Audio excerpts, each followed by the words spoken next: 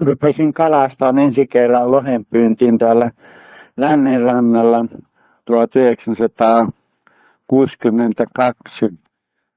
Ja olin Ylesinnityssä kalastamassa. Mulla oli silloin pieni paatti, semmoinen ulkolaitamoottori, 16 jalkaa pitkä, 5,5 jalkaa leveä. Sillä kalastelin, ei minulla ollut trommia siihen aikaan. Ja käsin vedin aina siellä. Ja sitten minä tutustuin siellä erääseen inttiin, tai silloin intti-perheeseen. Sillä oli 2 poikaa mukana. Tai oikeastaan hänellä oli 8 poikaa ja ensin 2-3 tyttöjäkin taisi olla. Se intin nimi oli Peter Moon. Ja tämä intin kanssa tutustuin suolalla. Hänenä tuli minun paattiin sitten kun oli kaunis ilma siellä ja paatit oli rinnakkain. Siellä keittelimme perunoita ja kalaa ja juttelimme kaikkia maailman tapahtumia. Ja siellä joskus hänelle todistin vapahtavasta ja niin poispäin. Hän sanoi, että ei hän oikein tuole semmoisesta asiasta mitään, että kyllä hän uskoo, että Jumala on. No hän souvat, kun kuuluu kesällä. Ja sitten tuli elokuun loppupuolelle. Hän lähti pois sieltä sitten Ylesinnitystä. Mutta tuli uudena päivänä kuitenkin, niin kun hän lähti, sanoi Sami, hän tuli katsomaan sinua. Hän lähtee huomenna tuonne Alopeihin. No, mä olin kuullut, että Alopeissa on kansaskielinen niin seurakunta oikein Intien kirkko ja kaikki. Siellä on yksi valkoinen mies, joka pitää Jumalan sanani yllä.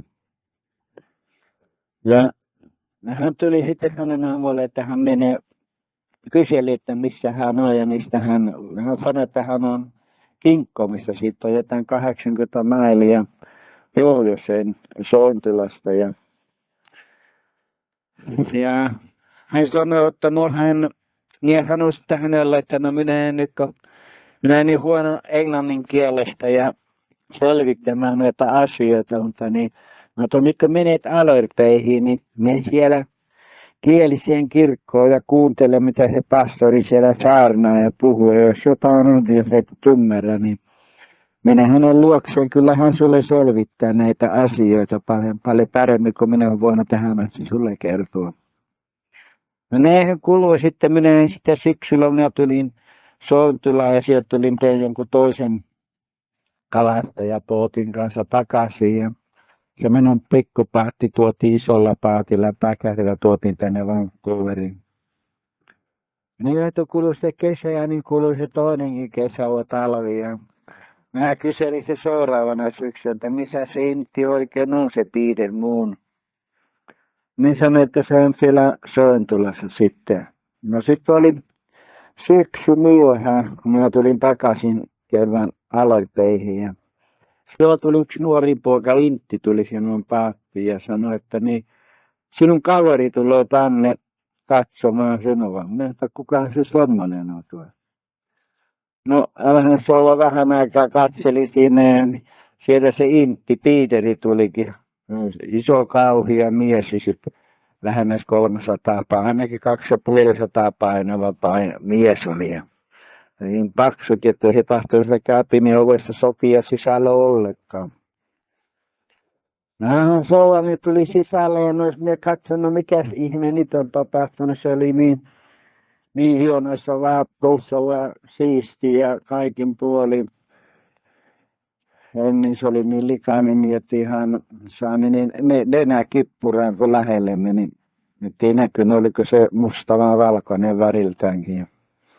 Vaatteekin kiisi kaiken maailman kalan öljyseen ja lihanrasvaseen ja kaikesta. Vittu no minä ajattelin ja sanoin, no mitäs Peterille nyt on tapahtunut. Sanoin, että ollaan hänet pelästänyt. Niin mä ajattelin, no kuinka se on tapahtunut. No hän teki niin kuin sinähän olen neuvossa sanoi ja hän meni sinne kieliseen kirkkoon ja mä hän pelasti sitten. Ja Hän pelastui, Jumala pelasti hänet ja hänen vaimonsa pelasti. Lapset sanoo Viola, ei lapset ole.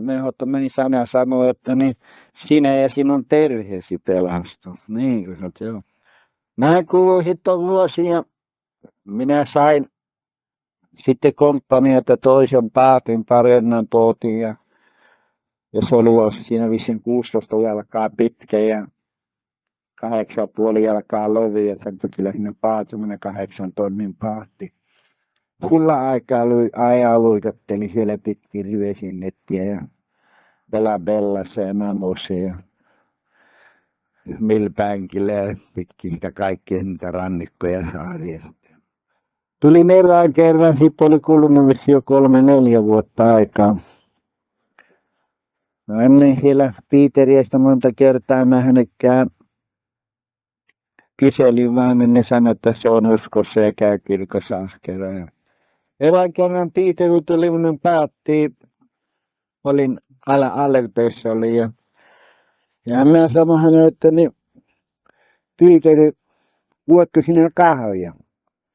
Niin hän rupesi mulle saarnaamaan ja sanoi, että niin älä sano niin, että juotko kahvia, mutta laita kahvia, sano, että ole hyvä ja tule kahville. Että no kiitos neuvosta. Ja sitten hän rupesi saarnaamaan mulla, sanoi kuule Sami, hän haluaa sulle jotakin sanoa. Intit on muuten tavalliset ollekin tuolla kuulla intit, ne puhuu, hyvin harvaan ne puhuu. Ei sieltä paljon sanoja tulo, mutta no aina pätevua sanoja, mitä ne sanoo.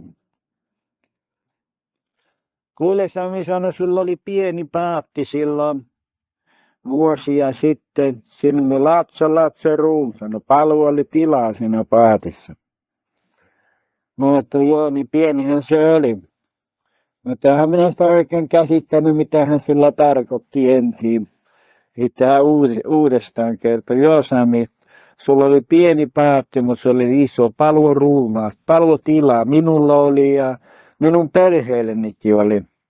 No siinä mulla muistui mieleen, että kuinka usein köytettiin kahvit priimuksen päällä siinä paatin, kun paattiopaadit oli rinnakkain ja keitettiin perunoita ja kalaa ja syödä popsittiin. Nämä kaikki välähteli siinä mieleen, niin kuin kuvia olisin katsellut. Sitten hän jatkoi, sanoi, ja sulla on nyt sulla on iso paatti, paljon ruumaa, paljon tilaa ja komia paatti. Mutta tuo tilaa minulle eikä minun perheelleni, eikä meille kellekään ole tilaa sinun paatissasi. No,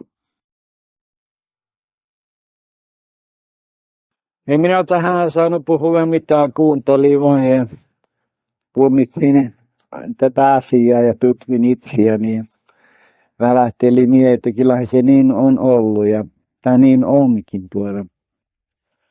Sitten hän selitti, sanoi minkä takia.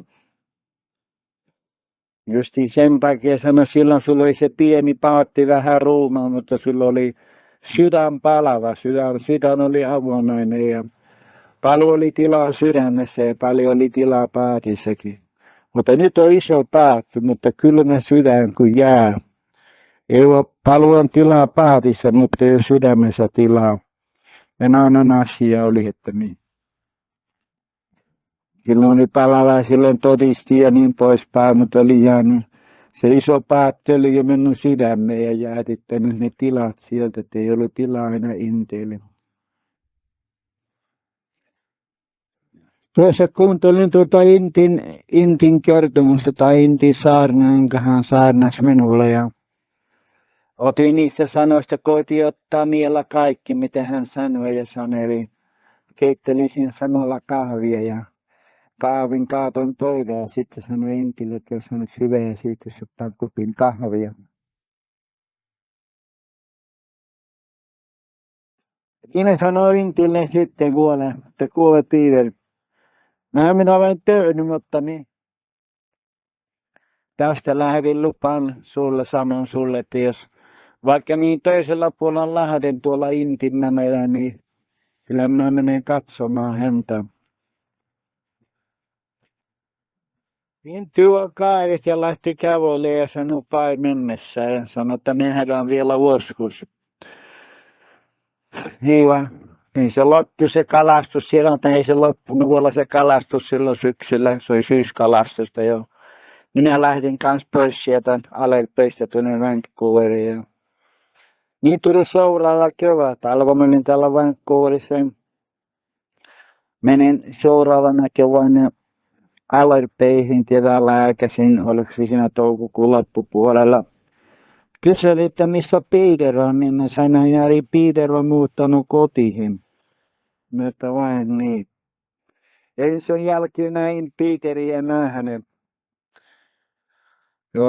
Mutta hän on valmassa on. Kyllä vuonna uskossa vielä enää poistanut palutiedä. Olen joitain poikia nähnyt, mutta ei ne vielä ole ainakaan uskossa ne pojat.